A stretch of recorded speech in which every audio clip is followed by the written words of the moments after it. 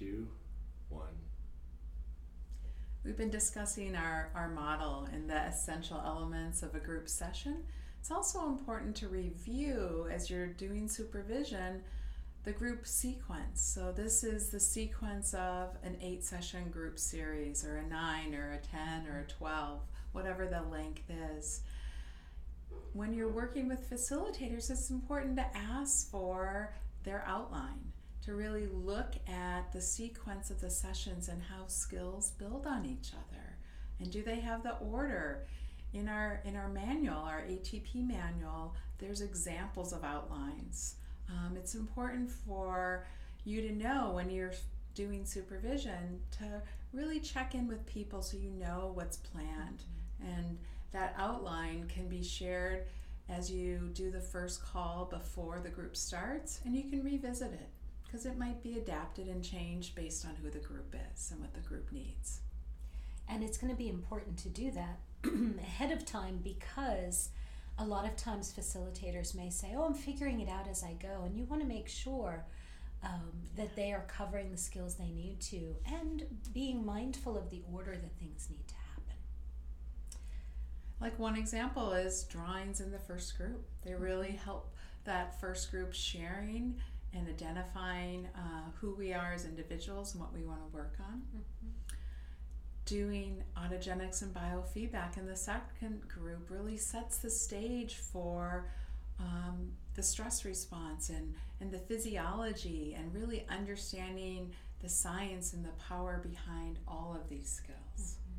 And as you're going through the outline, this is also where you're going to figure out if there are any techniques or skills that facilitators are not comfortable with, because you might suddenly find them missing from the outline. Yes. And it's going to be important to explore why they left it out and actually to encourage them. I've had plenty of people say, I'm doing an 8-week group, but I don't know that I want to do genograms. And we've talked about what it would be like to try and what's coming up when you think about doing it and what's the fear.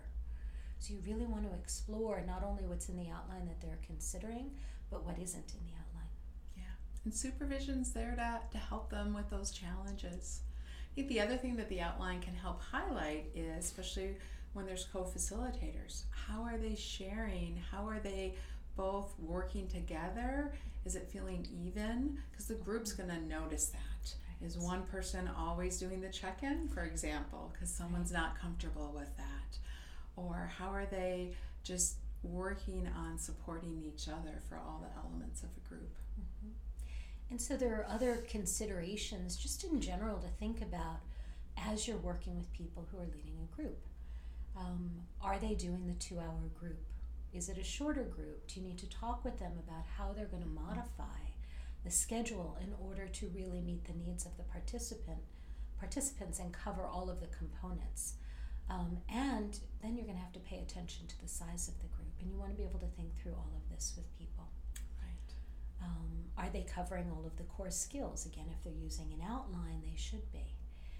It's the recognition of how long certain skills take. Often, people are going to need more than one group for genograms, so you really want to help people build that in. And reminding them that it's okay to have some repetition of skills. It's okay if you're doing a lot of soft belly. Right. It's okay if there's tension in a group and you need to come back around and do some more shaking and take a moment to reintroduce it again.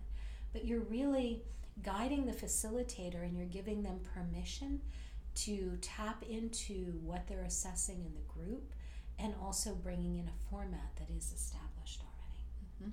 I think when you have this conversation about the sequence, that this is where you can honor their creativity and their unique style, because those are the subtle things.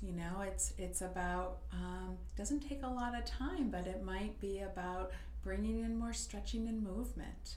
It doesn't become a group all about movement.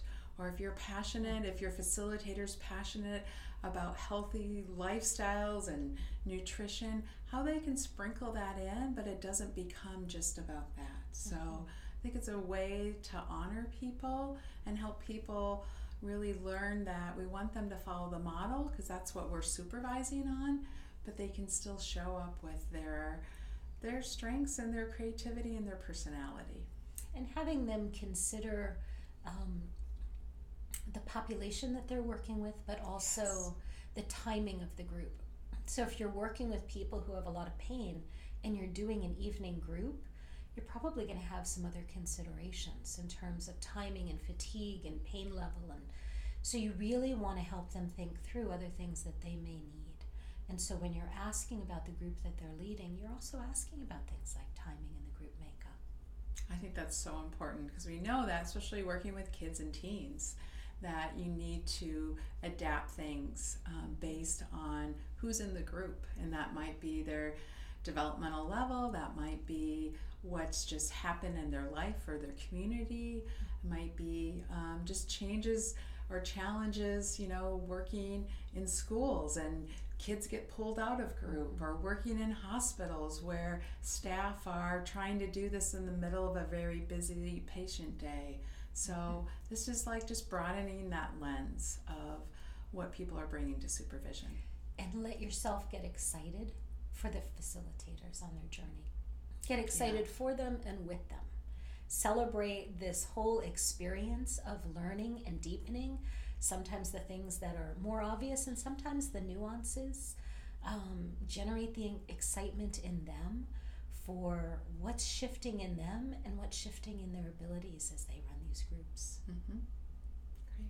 You're going to learn a lot. You're going to learn a lot about yourself, about others, about the adaptability of our model, and how so many just ways people can facilitate these groups. So it's an exciting thing to be part of the supervision team.